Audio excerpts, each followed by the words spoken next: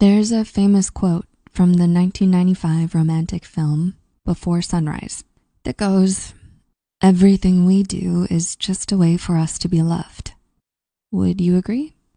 Well, a lot of people in the world certainly seem to, as nowadays everyone seems to be obsessed with finding love and being in the perfect relationship. And while there's nothing wrong with staying single, especially if it's by choice, it's no doubt frustrating to constantly be let down in the pursuit of true love and have nothing but a broken heart to show for it. After a few failed, or maybe the lack of, relationships, we can't help but ask ourselves, what are we doing wrong? Will we ever find true love? Well, don't fret. Luckily, psychology has a few good answers for why true love seems to elude a lot of us and what we can do about it.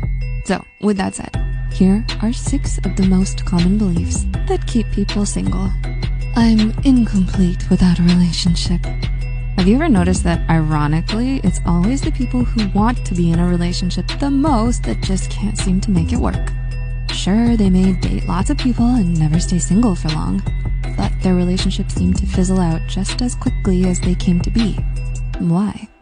Well, it's probably because they've mistakenly come to believe that they need a relationship in their life to be happy.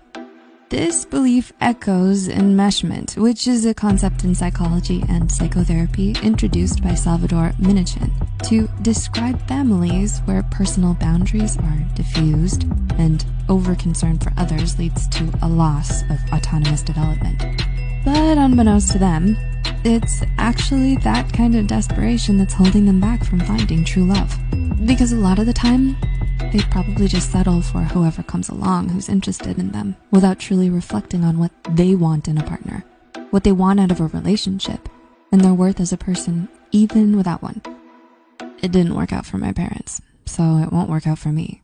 There is an interesting, well-known study by Glenn and Kramer back in 1987 that found that children of divorce were actually the most likely to end up divorced themselves and have the least amount of commitment to their own marriages, in spite of a great self-proclaimed desire for otherwise. And many psychologists and researchers since then have speculated that it's because parental divorce can have a powerful and lasting effect on our attitudes towards relationships, even when we grow older. So if it didn't work out between your parents, you might think all of your relationships are doomed to fail too. Beliefs about abandonment. Experiencing parental abandonment in your earlier life can also negatively impact our chances at success in forming meaningful and lasting relationships. In attachment theory, we'd call having this kind of belief a characteristic of those who are anxious avoidant. People who have this kind of insecure attachment style tend to have a negative view of others, but a positive view of themselves.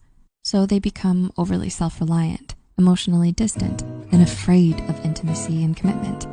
They feel uncomfortable with physical and emotional closeness, have trouble sharing their true feelings, and tend to pull away when they feel others getting too attached to them. Beliefs about being damaged. Studies such as the one by Hansen in 2010 show that people who've experienced a traumatic event, especially a toxic or abusive relationship, tend to wrestle with a lot of feelings of guilt, self-blame, and worthlessness. They've internalized that trauma to mean that they're broken or that there must be something wrong with them, making them too damaged to love.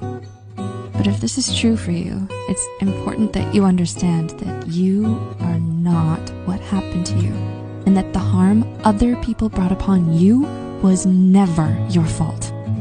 And someday, when you've begun to heal from the past and resolve this trauma, you will find someone who will help you see that.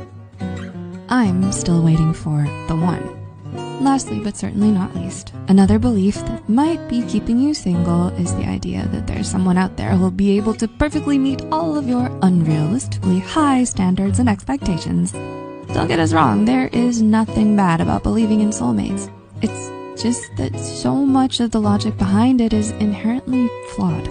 And if the psychology of successful relationships has taught us anything, it's that it's more about being the right person than finding the right person.